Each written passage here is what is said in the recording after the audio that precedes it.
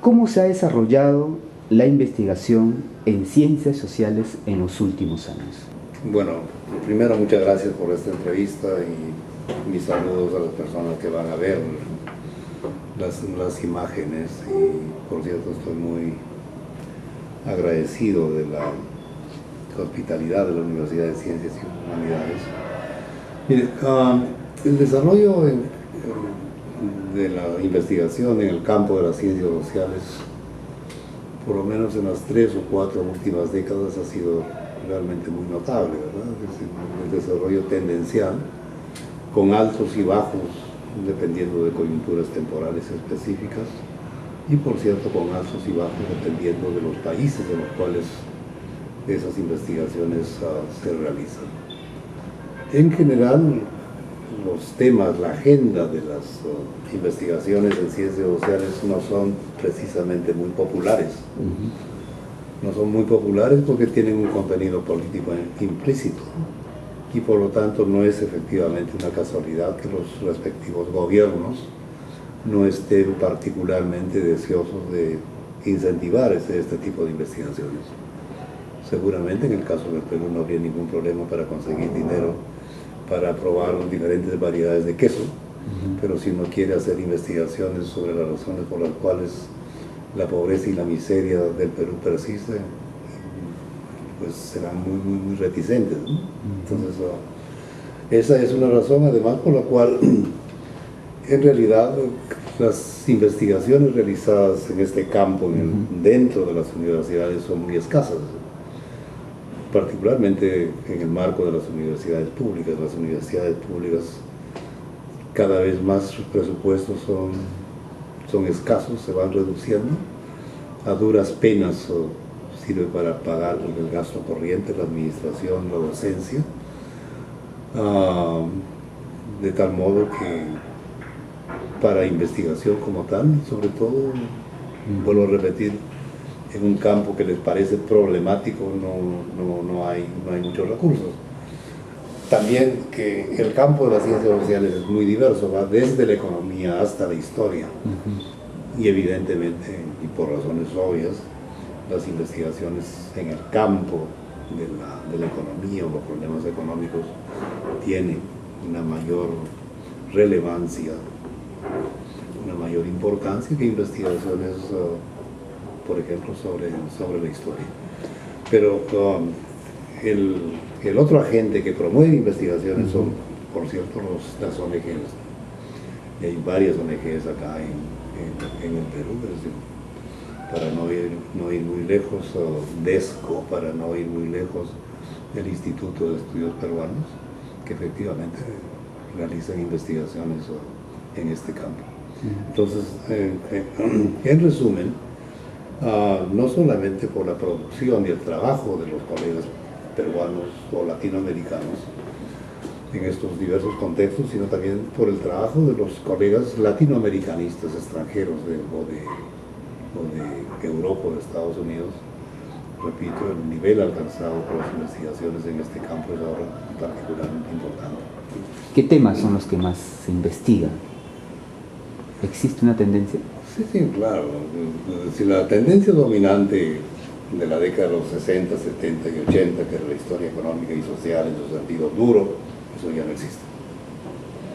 Ahora es una historia mucho más light, mucho más frívola. Por ejemplo, investigar cómo los peruanos se mueren. Y uno lee eso y es fantástico, pues se mueren. Pero a mí me interesa no cómo los peruanos se mueren, sino por qué los peruanos se mueren. Y la pregunta, pero es distinta. ¿Y a qué se debe eso, doctor? Muchísimo. ¿Moda o qué? ¿Formación? Muchísimas razones. La primera tiene que ver con eso que se llama la caída de los paradigmas. Y efectivamente, la arremetida del postmodernismo, que digo que la realidad es mucho más diversa, mucho más fecunda que el árbol gris de la teoría, por consiguiente, es decir, pensar que uno tiene ya la explicación de ciertos procesos no es cierto. En segundo lugar, la profunda desconfianza al papel de los historiadores el posmodernismo sostiene efectivamente que redactado un libro es como una mercancía, eso pertenece a todo el mundo de la manera que no es tanto importante por lo que el autor dice, sino es importante desde el punto de vista de lo que el lector quiere captar como mensaje de ese libro. Eso y, por cierto, el mercado. El mercado es un mercado ahora orientado a este tipo de gustos, a este tipo de modas, de tal manera que eso explica en gran parte por qué la historiografía, y no solamente en América Latina, sino en el mundo entero, está así. ¿Por qué es importante la investigación en historia? ¿Por qué es importante conocer la historia? Si usted tiene un hijo, puede educar a su hijo en dos alternativas: o le cuenta cuentos o le cuenta verdades. Entonces, una función mínima y absolutamente imprescindible de la investigación histórica, en el caso, y no solamente en el Perú, sino en América Latina, es desmontar la montaña de patrañas y mentiras que se difunden bajo el nombre de historia. Pregúntese por qué, por ejemplo, está el señor Miguel Iglesias En la cripta. en la cripta de los héroes. ¿Qué hizo para estar ahí? ¿Cree usted que en el futuro los países, por ejemplo Brasil, tiene un gran crecimiento económico, se habla de crecimiento económico también de nuestro país? ¿Cree que esa emergencia pueda alguna vez nivelarnos con los países del primer mundo? ¿Qué cree usted? Pero, miren, la presidencia de Lula para Brasil ha sido muy importante porque Brasil efectivamente es una de las economías planetarias. Pero Lula no se contenta en predicar por el mundo entero que crece, sino que distribuye. Y en este momento la política universitaria del Brasil es tan generosa que ofrecen becas muy importantes, no solamente a los brasileños, sino a muchos latinoamericanos. De Colombia y tal vez del Perú, efectivamente, el flujo de estudiantes que van a realizar estudios de posgrado en esas universidades brasileñas, que son efectivamente buenas, reciben ayudas para financiar sus estudios con la contribución del Estado brasileño. El Perú tiene la tasa de crecimiento más espectacular del planeta, y en este sentido los voceros del gobierno no mienten y dicen, pero esto no es el problema. El problema no es crecer, el problema no es que la torta sea cada vez más grande, eso es parte de lo importante. El asunto que debiera importarnos es cómo se reparte esa torta. Si esa torta, que es cada vez más grande como resultado del crecimiento, sigue siendo para el 1% de la población del país y el 99% está excluido. Pero miren, ¿por qué cree que los puneños en el 99% han votado por ese militar que se llama Humala? Por humalistas, ¿no?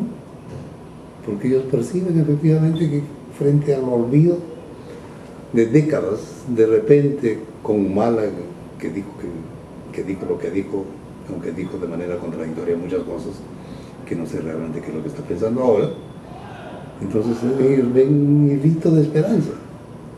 Y si esa esperanza no se satisface, otra vez la decepción y otra vez la rebelión. Doctor, por último, del 3 al 6 de agosto, la Universidad de Ciencias y Humanidades organiza el segundo Seminario Internacional de Investigación Científica, Universidad, Ciencia y Tecnología, y usted será uno de los ponentes principales en este seminario. ¿Qué opinión le merece este evento, esta versión de este evento? Va a significar efectivamente difundir y discutir lo que rápidamente le dije acá, porque hay un problema serio.